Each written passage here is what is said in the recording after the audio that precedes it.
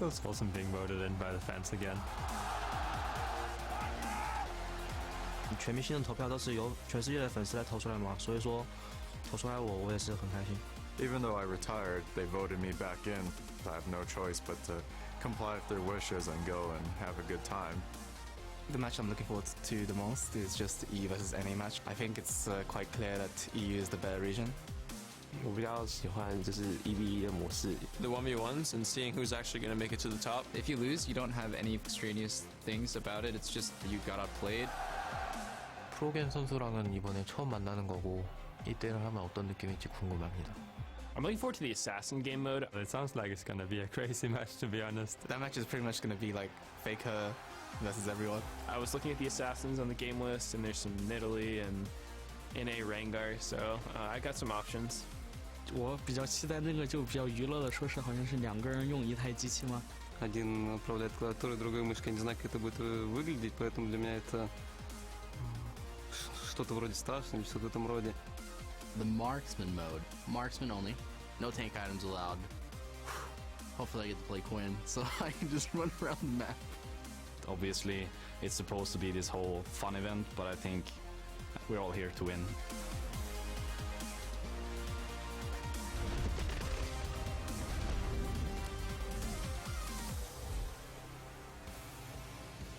Welcome, ladies and gentlemen, to the LCS studios in Los Angeles, the scene for the 2015 All-Star event. Some of the top names from around the world have been chosen by you, the fans, to compete and battle for regional pride. Everything is getting underway here. There, the LCK All-Stars with Faker, of course, the CIS All-Stars as well, warming up in their room straight from Melbourne to here, and the fans totally lining up for all the action here at All-Star 2015. All live from our studios in Los Angeles. Team from the NALCS All-Stars, plus Bjorkson warming up there as well. Dyrus getting a little bit energy in before he plays. And Uzi from the Chinese All-Stars also getting ready. Froggen once again represent for the European squad. He just gets voted in all the time. Hello everyone, I'm EReport.gg. Great to have you with us. Joining me on the analyst desk to kick off day one, our league experts, the North American LCS's Aiden's Irene Moon, Europe's own Mitch Kreppel-Voorspools, and the fastest pun in the West, David Freak Turley. You know, there are 8 puns for you right now that I could give, but I think my life shouldn't revolve around puns entirely. Oh, Too soon. I mean, everything. Too soon. Too soon. Well, we're going to hear Really more of that in just a outta second.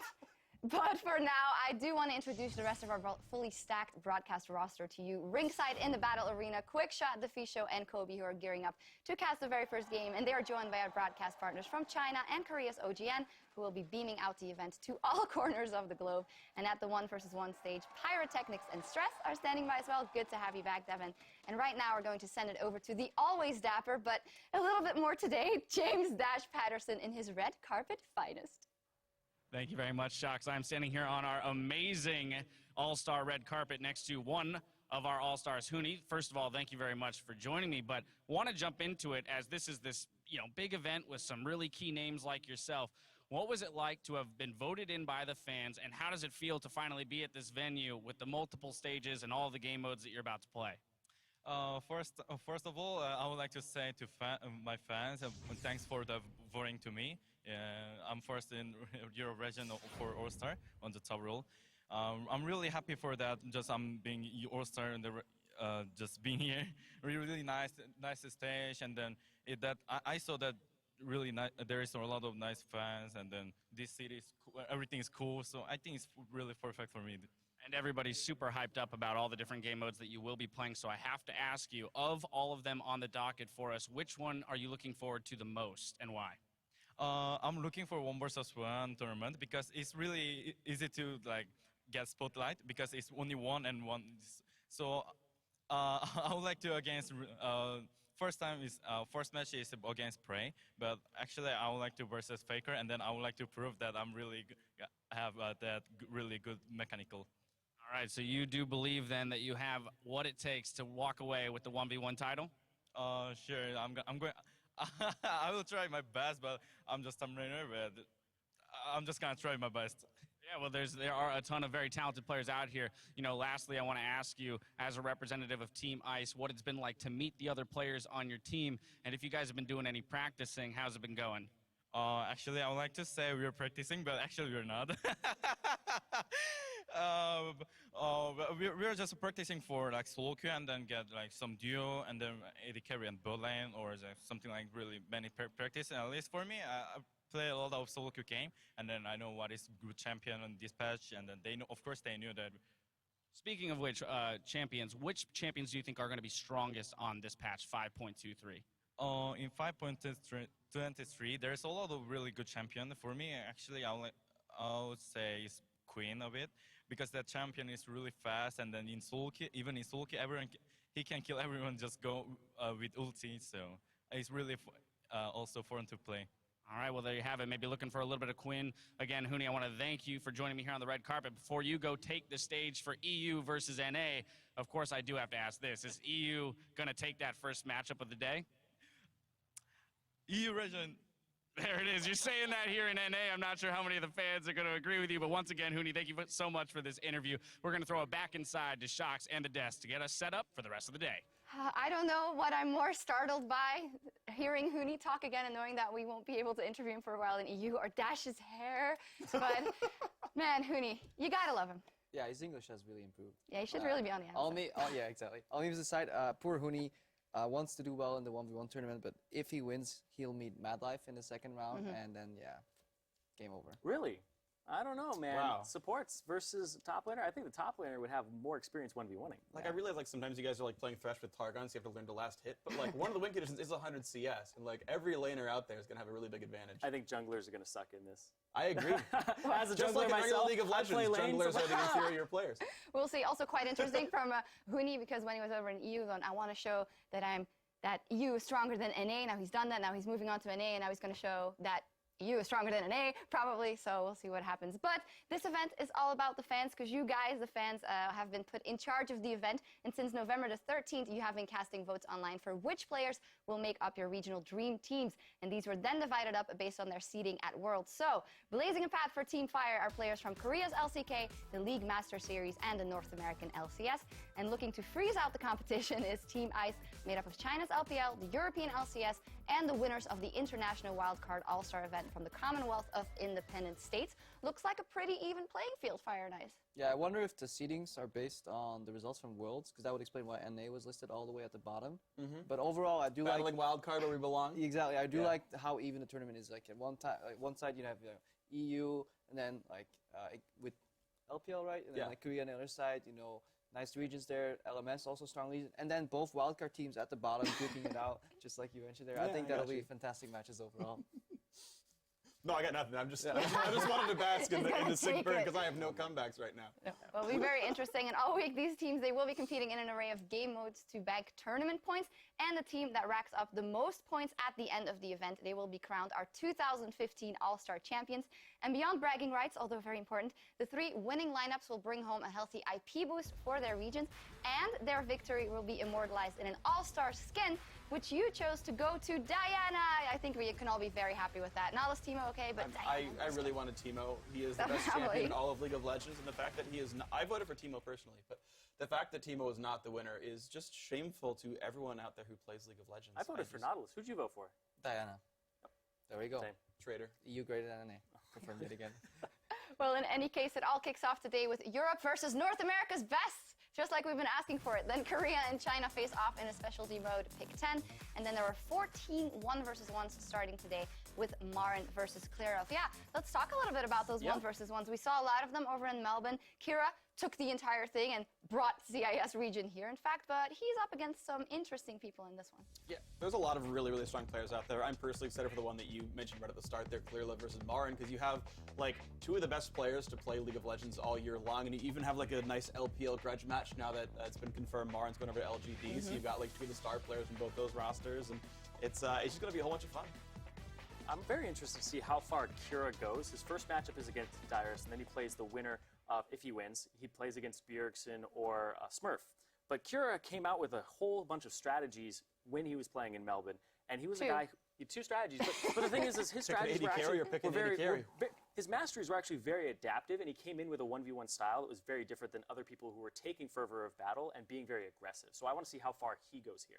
I mean, obviously, a lot of people are looking at Faker versus Froggen, but actually, it got more interesting. I was just browsing Twitter right before this segment, and according to Froggen's Twitter, Faker actually challenged him to a 1v1 Anivia duel. So if that actually comes to V, I would want to watch that for sure. Yeah, definitely. I wonder, as said, Reckless, of course, in the opening videos, like, this is supposed to be fun and all, but everyone wants to win in true Reckless style. And I do think, even though they might have not paid that much attention to the bracket beforehand, except for those high matchups, when you sit there, you're a pro player, you want to win. Yeah, Dyrus was doing extensive research. Like 2 hours ago, he sent out a tweet, guys, does anybody know what's good in 1v1? So he's totally prepared. Doesn't he play top lane? That's only 1v1s, yeah, right? for the first time in his career, he will not have a jungler camping him. So yeah, he can actually go far in this tournament.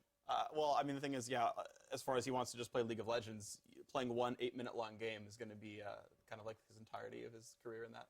Well, talking about champions in that matchup, there were a lot of things. We saw the Caitlyn, of course, when she was available, was always picked. We had the Lucian from Kira as well, and then Kennen is always up there for 1 versus 1. What are maybe the pocket picks? Leona, obviously. Sorry, go ahead. Leona. I think that Kindred is going to be the one that's 100% pick ban here. They are extraordinarily strong. Got to get that down. Rek'Sai's a she, and they're they. But yeah, Kindred, I think that they actually are extraordinarily powerful in the one-on-one, and is probably going to be that 100% pick ban. Yeah, the problem is for 1v1 mostly because CS is a win condition, or the tower. A lot of people go for like these high-ranged, hard to all-in type of characters. I enjoy it more when people try to go ham. Hopefully we see some guys come out with the snowball cheese and just pick it, like an Annie, for example. Yeah, Drop Annie a couple, and Cassie are good at those. drop some CS and then just go all in and try and burn them down instead of playing the slow and steady 100 CS. It reminds me of IWCA where Lep, who had previously the day before had actually had a terrible game with Team Brazil, and then he played Annie, and then he missed the Tibbers at the crucial moment. It was not good times, but those things can happen, and all eyes are on you in that 1 versus 1. There's no way to hide. Well, there are 2 brushes, I guess, but it's going to be very interesting. Yeah, only 2 brushes. Garen's not very strong in that matchup either. It's going to be really rough. And yeah, anytime someone goes for the melees, it's always really interesting because you know they're going to get outlaned. You know they're going to lose their turret first, and you're like, when is the point to go for this one? And those are always really tense, the range melee matchups. And on top of everything, we are going to be playing on 5.23, so all the preseason changes will be in there. So let's talk about some of these changes. And of course, Freak, you are our resident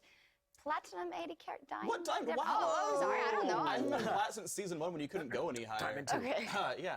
So a lot of changes for 80 carries. Happy, unhappy? Yeah, so this is really interesting. So the way that 80 carry itemization works, they probably had the biggest set of changes. You still start with a BF sword item, Infinity Edge, or now Essence Reaver for the more spell-based 80 carries. Quick caveat, you don't finish IE until you buy a Zeal. It's not Gold Division on its own. Just keep that in mind, everyone out there playing solo queue. You still get a Zeal item second. There's a lot more choices, though. It's not always Shiv, so there's other ways to branch out. Some people actually will go like Shiv and Rapid Fire Cannon. It's 523. They still stack. And then third item, Last Whisper by itself now sucks. It's only like gold efficient against champions who bought like 80 armor or something. So you'll buy another Zeal item, or you'll go into lifesteal like a Bloodthirster or something. And this doesn't just affect 80 carries, it also affects the entire landscape of the Rift. Because Last Whisper is being pushed back to 4th item, 5th item, tanks and armor has become more valuable. We're seeing a lot more Malphite, Mundo, and then we're also seeing Rammus as well in the jungle. We haven't seen a lot of these picks in a good while. Malphite was on his way up near the end of the season, but then this makes Trundle actually a really good pick because he takes 40% of their armor and magic resist away, which means the Last Whisper being delayed is not a problem. Yep, I think it's super good right there, and I mean those are just very strong champions, and we're going to see what else sort of bubbles up as All Stars is on 522, so now the 523 changes as new champions as well. Definitely new champions, and also the new Rift Herald that there is to play. But what of a priority do you think he will take in the games? I mean, we haven't seen many competitive matches or at all on this patch, so like I can only judge from solo queue, and judging from solo queue, stop going for the damn Rift Herald. People like group up with 3 people trying to kill that thing for just a silly little buff and then end up throwing the entire game because of it. It's not that important. Just like Dragon on this patch, not that important anymore. Clear it after you get some kills maybe, but yeah, that's where you stop. Like, don't risk your life for the Rift Herald. Keep going for it. Keep going for it. We'll see. Well, what about Illaoi? Should they go for that? Also available now? See, Illaoi coming out as a pick, I wouldn't be surprised if we see it, but it being an effective pick is still in question. Illaoi is extraordinarily lane dominant, but the problem that she has is transitioning whatever lead she gets in the lane to team fights and some way closing out the game. She has a very Darius-style team fight where she's counter-engaged, and the enemy, you want them to run at your team composition and go after your threats. But the thing is, Illaoi doesn't have any peel mechanics in her kit. She has no CC. People are buying Iceborne Gauntlet and Dead Man's Plate to try and compensate for that. But she also doesn't make great use of teleport because she needs so much setup time with her tentacles. So when you TP in, the ideal scenario requires your ultimate and requires flash. So she becomes flash dependent as well. So it's not like all around, this champion has some weaknesses, but you can draft around that and draft more to help her out, like engaged champions. Yeah, I tend to agree. I think there's also one sort of nice trick she has in that, like, in like a sort of long distance sort of pokey battle, she can just do half someone's max health by like landing the E on them and your team wails on it, and then suddenly you get a bunch of tentacles spawning up afterwards. So there's like a couple of tools there, but I tend to agree, like, she's kind of a setup required champion. Also to clear that debuff, it does go down if you clear some of the enemy tentacles, if you get the, 3 of them, if you get the last hit on them. But in these very uncoordinated team environments where people are not used to playing against each other, we may see that debuff go to full length. So, I've had teammates steal like tentacle kills from me, like, okay, it's fine. You didn't watch the spotlight, but it's okay. Well, I tried to do some research as well, and whenever I was watching Bjergsen's stream, she didn't look very OP, and then I looked at Incarnation's stream and I was like, wow, it's super OP, and I want to play her, so we'll see what happens.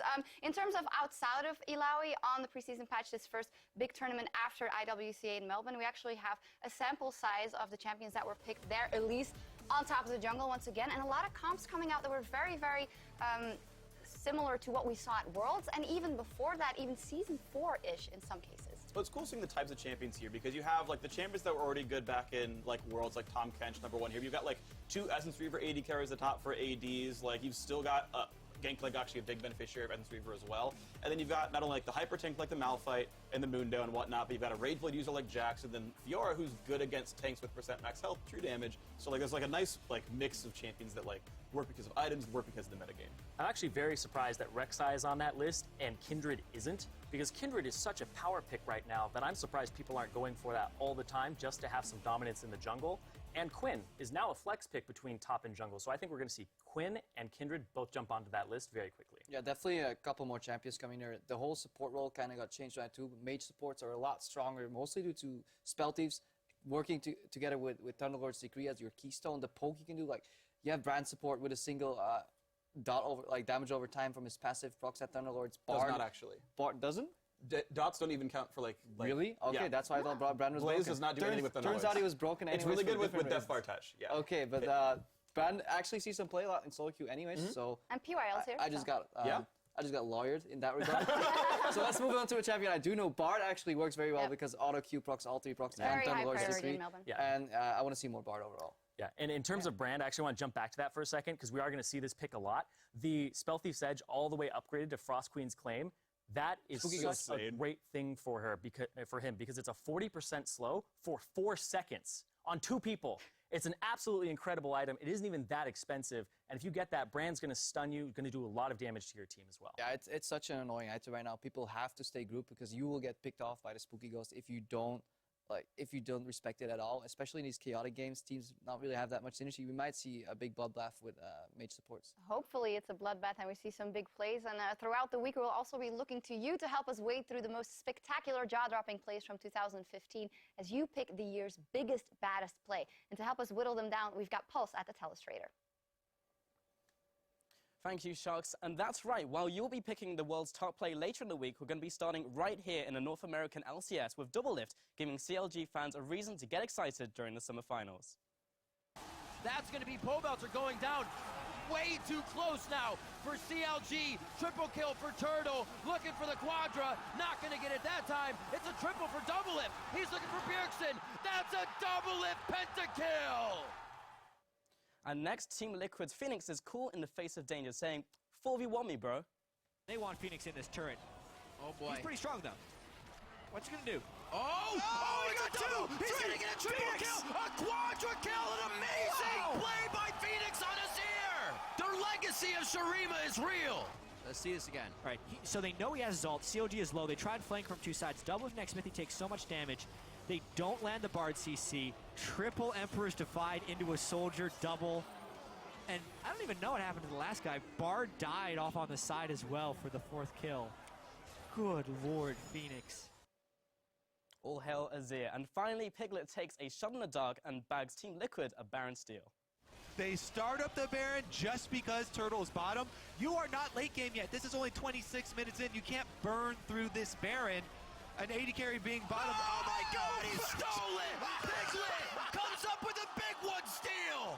Smite is up. No vision. No blinded no it. Way. He blinded it's even better now! So, to vote for your favorite play from North America, vote on Twitter by sending in your choice to @LOLesports with the corresponding hashtag, and we'll tally up the votes in just a bit. So, for now, we're going to send it back to the analyst desk. Well, thank you very much, Paul. So all the plays coming out of NA there, do you guys have a specific preference, Freak? Not really. I just like pointing out, as much as Europe makes fun of us for like taking all their players, that we have. We don't make fun of you. We cry in our beds every single night. Okay, great. It's a defense mechanism. Please, like, can I drink your tears? Can you please just help me with this one? But I like that 2 of the big players are from like Korean players. You know, like North America, just land of opportunity. Bring your big plays here, and we'll reap the benefits. And not go past And the not group go. stage at Yeah, all. no, it's fine. It's all good.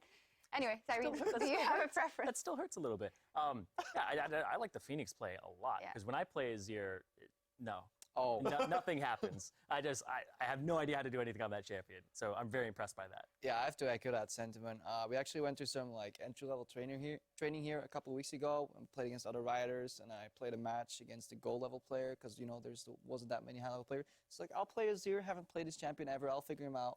1-0-3 in mid lane, and it's like, aren't you supposed to be aren't you in Challenger? Aren't you a former pro player? It's like, no, that was somebody else. That definitely wasn't me. So, you were hazed? I was. I just got owned that by Goldie. So 0-3, oh no. Azir is a pretty hard champion. Yeah. Anyway, looking at the other game modes that we have, we look at a lot of big plays. We know that the teams are probably really going to try hard, especially in that first game, NA versus EU. We're going to talk a little bit more on that in just a bit, because we're going to head inside the battle arena to meet the participants of the 2015 All-Star event. Ladies and gentlemen, please join me in welcoming your 2015 League of Legends All-Stars, representing Team Fire. From League of Legends Champions Korea, in the top lane, Marin. Slow. Wow, Marin just eviscerates him. That's a double, and SKT demolish H2K. Roaming the jungle, Score. But that's okay for KT Roaster. The minions can win the game for them. And the big engage from Score. In comes Nagne. And it's going to be a bloodbath. In the mid lane, Faker. Yeah, there's the Rune Prison in there. All of the spells, all of the time. Faker, the 1v1 against Pawn. At AD carry, Prey. That should be a kill, but the arrow comes in, and they turn it around. Prey refuses to die. Oh, dear Lord. And rounding out the bot lane, Mad Life.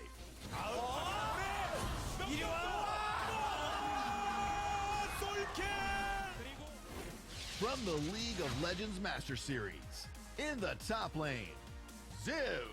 The fight as well, and Ziv is being jumped on, but AHQ will be happy with this. Ziv's even got one. He's turning it around. A double dunk. Ganking from the jungle, Karsa. Nylon is making off, but he's kicked over the wall. Karsa says nope. Holding down the mid lane, Westdoor. Faker's gonna get killed. Westdoor follows the flash. May not survive. One more hit. The melee minions chasing, and Westdoor wins the 1v1. Their AD carry, BB. 哇，射一箭直接把路比给射爆 ，BB 完全被人限制住。 And at support, Ale. 两边在推来推去，小叶这个虎啸龙也 miss。西门叶说的进场时间，哇，这个大绝，哇，这个大绝。 From the North American League Championship Series, it's Dyrus in the top lane. That's a dropping spider. Never going up the spout again. Quadra coming in for Dyrus. Meteos in the jungle. Into this, can they get her on the choppers without hitting? Righteous Glory doesn't really get him there. Meteos with a 5-man Sejuani ultimate. At mid, Bjergsen.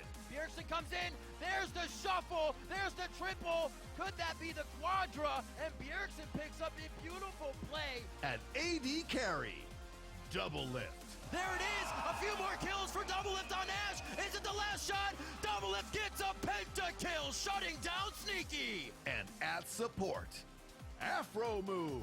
Missing. Oh, the flash hook. They got him. Shao goes down. That was beautiful. Ladies and gentlemen, please welcome Team Fire.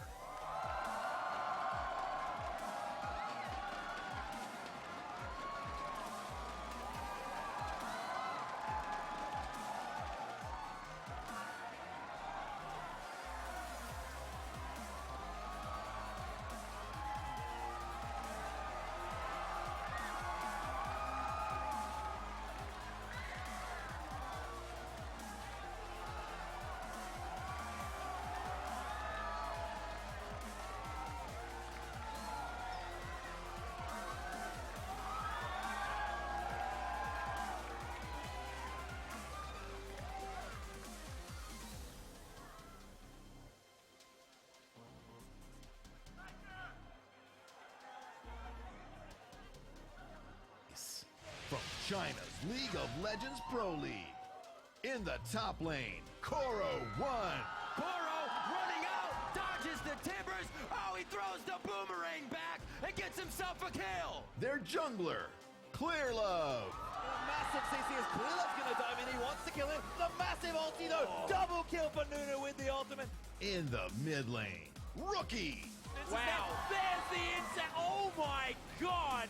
Rookie is incredible. Turns it all around. Rookie does think it don't hold my drink. I'm going in, boys. Their AD carry, Uzi.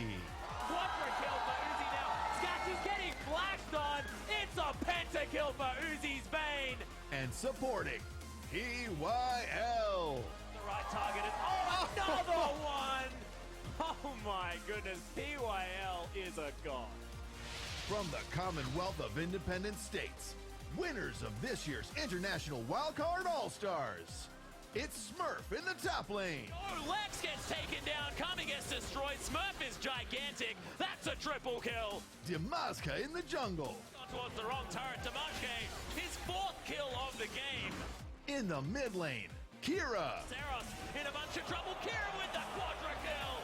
That's the ace, and that's going to be the game. At ADC, Lex. Yep, that'll do it. Lex is unstoppable. That's 5 kills in a row. And their support, Demonco. Looks like it may be doing so. There's the flash engagement to Monko with the god tier nom nom onto Lex. And from the European League Championship Series, in the top lane, Huni. The stun, the triple kill, the quadra kill for Huni. Lurking in the jungle, Amazing. Peke meanwhile turned into an egg, and the push comes in, but Amazing is here. The 2-man knockup. Their mid laner, Froggen. They don't need to wait necessarily, and Froggen, how does he keep doing that? Dealing damage from the bot lane, Reckless. Looking for a pentakill. The Swedish AD carry gets a pentakill. And at support, Kasing. You have got to be kidding me. Kasing catches Freeze. Ladies and gentlemen, Team Ice.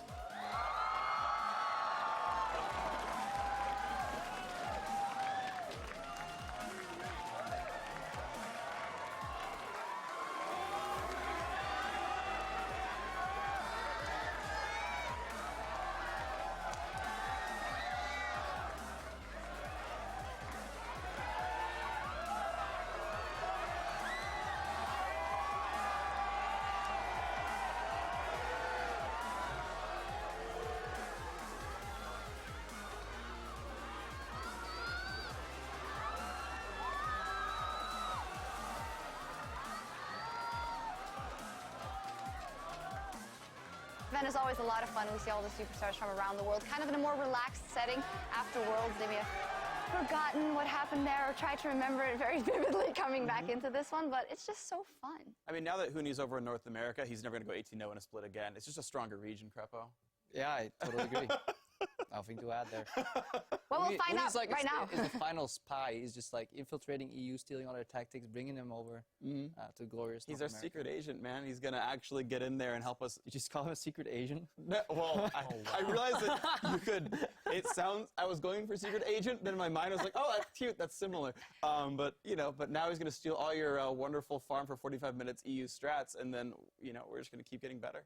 Well, we'll see because we have. One day we'll Voltron a good team together. It's enough, Freak. We are sorry. going to talk about the first matchup, which is our first regional clash of All-Star 2015, and all we've been talking about is EU versus NA, and that is what it is, of course.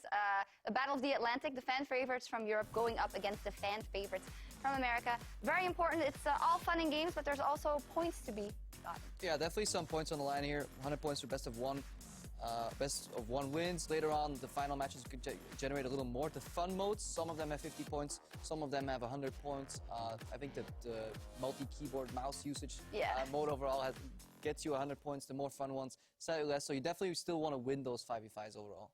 Yeah, I definitely love points because I remember the last Battle of the Atlantic that we won on points. We won. Yep.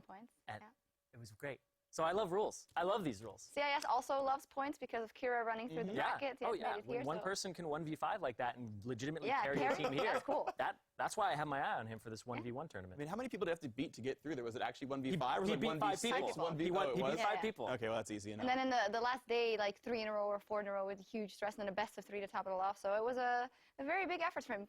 We have to focus on Team Fire and Team Ice in this battle, EU and NA, and because it seems a little bit not very clear who's on one and the other, let's run through the lineups for Team Ice. Are the European All-Stars, Huni, amazing, Froggen, Reckless, and Kasing. Yes, he is still for us right now, Huni gonna play, and then Froggen. He always gets voted in for some reason, and they're gonna go up against the red team or Team Fire in this one, which are the NA All-Stars with Dyrus, Meteos, Bjergsen, Double Lift, and Afro Moo.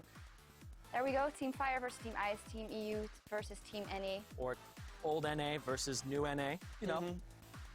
Just keep bringing them on. We gotta get all this out of our system now. Yeah, no, Aside like from day 3, China versus Korea, we're still bringing it up. yeah, aside from all the NA memes, looking at the way the competition works for the European All-Stars, I think it may actually work. Because stylistically, a lot of these matches fit. Like Kasing should be able to go with Reckless. Reckless is very plug-and-play AD carry in his style, so fits very well. Froggen is a passive mid laner, just like Amazing is used to for his team. Expeke was, or even like other... Wait, Was it Bjergsen? Huni's yeah, I'm going through all these rosters. Huni's Febiven, like Origins Expeke. Froggen can play a similar style, then Amazing can camp for the top lane for Huni. So overall, on a pure 5v5, like purely analytical mode, they could actually have decent team synergy based on the individual teams' tendencies within the European region. But looking at the North American team, you have a bot lane that has played together for a very long time, and then you have... broke up. they're still friends. Apparently, they're still friends. But yeah, they have a lot of synergy together, and they've been a North American bot lane for a very long time. And you have Double Lift, who is now playing with Bjergsen on a new team, and you have Bjergsen, who played with Dyrus for a very long time. So the only person who's left out of the loop here is their jungler Meteos.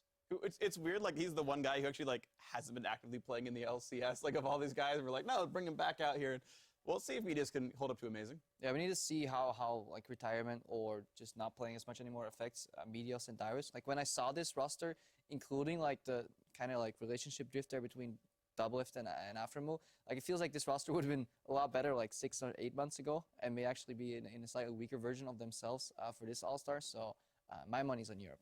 Your money isn't. Who cares? It's for fun. No, Yeah, I just want to come out here and say fun, that the results of this matchup doesn't matter unless we win. There you go. Then it definitely means everything.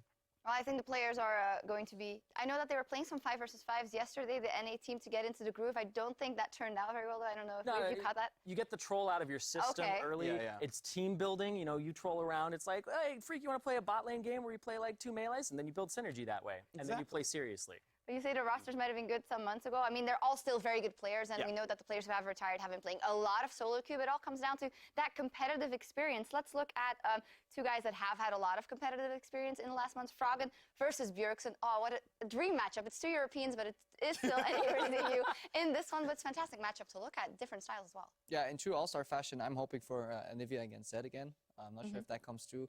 But yeah, good to see these guys square off. Also, just on the new patch where we haven't really seen anything played, you get the more adaptive players that really shine through. And I think both Bjergsen and Froggen are just very adaptive players. Froggen is known for picking a champion in a competitive match that he doesn't have the most practice on. He could play champions that he has maybe played 4 or 5 times just in solo queue randomly and bring it out in competitive. So that really makes these All-Star modes fun to watch. I was thinking about it, and I wouldn't actually be surprised to see an Anivia ban from Team Fire, because Anivia is actually extraordinarily good on this patch. You have Thunderlord's Decree, and it stalls the game out for a very long time in a meta where everybody is trying to just end the game very quickly. Rod of Ages is better. There's a great mana regen mastery for champions that build Tira and Roa. Like, there's a lot of stuff that goes into Anivia being super strong. And now I tend to agree, or like the steal first pick, because like Bjergsen's now played it. He played it at IEM San Jose, so maybe that comes out and it becomes a contested pick. I think it's just going to be interesting because like Double Lift facing off against Kasing, like the latest word I heard on the whole Kasing TSM thing was that neither Kasing nor I don't know why I became Loco Doco there. Neither Kasing nor TSM wanted that roster to exist. Like Kasing didn't want to be with TSM anymore, and TSM didn't want Kasing. So it's like double of proving, like, yeah, you weren't good enough, or like whatever, like the actual reason was. So you're just speculating all over right now. Spitting Oh all my over God. the place and speculating things. But I mean, there's interesting battles there, right? And getting to like break down some more of the matches. Yeah, I'm talking of battles in the top lane, Dyrus versus Huni. Dyrus, who was in the video saying, well, I was out, but then you voted me in, so I guess I'm going to have fun. You're gonna have to have fun. But Huni's going to come out, and Huni always wants to, well, do as much as he can and maybe kill Dyrus as much as he can, so we'll see how that matchup plays out. Yeah, pulling him out of Retyrus there, making him come back here and play. But Huni, man, this guy needs to prove right now just how much fun he can have and actually decimate NA at the same time. Because right now, he's going to come over here and be like, all right, let's test my mettle against all of these veterans. When I come over to NA, am I going to be able to just take over the NALCS? So I think Huni has something to prove here today for fun. In the end, we're talking about these top laners, but all that matters is how often Amazing will go top. You know, works well against Dyrus and works well with Huni. So even it's a bit of a meme, but like overall, like it does play into that matchup a lot. And we'll have to see. Maybe Amazing goes back to camp mid. You know, take some revenge on Bjergsen and says like. You know, this is my time to shine. I can't play lane so often. Now how does it feel, Bjergsen? How does it feel? Yeah, Amazing was on that team, though, right? He had to, like, play alongside Dyrus, and when Dyrus would get ganked or something like that, and people would be like, you know what, I'm going to camp Dyrus for the summer. He was always the guy who was like, whoa, what's going on here? Why are you dying all the time? So now he's going to be the person giving it to Dyrus. This will be the first time Dyrus gets a gank from Amazing. Oh, man. This keeps going. This is yeah. fun. But it's interesting as well because you think that the regular mental mechanics like tilting in a game, it might not apply here because it's just fun. Is that how it works, it's all just for fun. That's what we say. That's what you say afterwards. Yeah. No. When you get on the stage, it's really important. I remember I played the for fun match at Mid-Season Invitational with like Messiah and co. And of course we don't all speak the same language, and so we had like people translate, and they was like, so are you gonna take it seriously? And I was like, yeah, I actually really want to win. And they're like, okay, sure. Just like trying to like figure out if we were actually gonna try or not. But you get in the game, like. Aside from me getting literally 0 ultimates while playing Vayne, I still remember that. Thanks, Messiah. But we took it pretty seriously, and you get in the game, you start playing as hard as you can, of course. Yeah, even when we're setting up the stage here, we often ask just like 10 riders, just test the stage, does it work? You know, everything in order, audio, and everybody's checking that. But the 10 guys playing just for fun, no, there's some serious back and forth in that exchange. So like once you get on stage, I mean, you still want to win. Everybody wants to win. Yeah, definitely. Yeah, it's for fun, but you're having more fun when you're winning. Yeah, that's true. We'll see how it turns out on the Rift. The one matchup we haven't talked about extensively, well, we have talked about the synergy with the top and a mid lane, Amazing versus Meteors, but again, that's a case of Amazing just coming off the World Championship, actually getting to the semifinals with Origin, and Meteors being in kind of a break leading up to this tournament, and then being put in unexpectedly. Yeah, Amazing kind of was complaining a lot about practice here. He's playing NA solo queue, and he doesn't seem to be enjoying himself too much according to his Twitter feed. So it's harder, right? Yeah, definitely harder. Way better players. A lot of salt coming out. Froggen's like 2 and 4, like on his NA ladder account. Like same, you know, Europeans having a hard time coming over. Gravity chamber. Yeah. I like how we're like doing in jokes that no one has like insight into anymore, because like we had like a 20-second diatribe about Gravity Chamber and Gravity being an NALCS team that you literally gave no context into and then gave the punchline. Good job, Crepo. Thank you. Well, it'll all be explained. We have like 4 days to make everyone familiar with all the memes and all the jokes. In any case, let's look at the matchup and what might be first pick, first ban. We know Anivia, we've been talking about that already, possibly. Other things? Yeah, so I think finally Amazing will be safe in that like he can play more than like Elise, Lee Sin, and Evelyn. Like some of those guys are just gone. He's got new stuff. Volibear will actually be a good pick for him, as will Xin Zhao. So Amazing is back on track as a successful jungler, thankfully. But yeah, I mean, I want to see what sort of happens here. Semifinals at Worlds, back on track as what? I'm just saying, back when he was on NA, you know, when I paid attention to Amazing as a player, and he was relevant to me as a human being. You know, that was the joke. So you know, we just forget about teams that go to Europe because they're just not relevant. Yeah. Okay. As for picks and bans, yeah, I'm interested to see. Well, I'll definitely have my eyes on supports, how that plays out. I know Aframu is a Bard enthusiast. I mean, yes, Crepo talking about Bard again, but I just think that champion's strong. Bard is, Brand is in there too. Tom Kench probably still is strong. I maybe see Thresh take a bit of a dive overall, but just I love Thunderlord's Decree because the game, especially with the way the gold gain is changed and support gold is just ambient gold has gone up. The two trailing roles in the game get more gold in total if they're behind, which is generally always the support. So that opens up just a lot more aggressive play. We see games a lot more snowbally. Very often in solo queue, games are ending below or under 30 minutes. So we see explosive gameplay, a lot of trades, a lot of action, and especially in the All-Stars format, that should be very entertaining to watch for this matchup.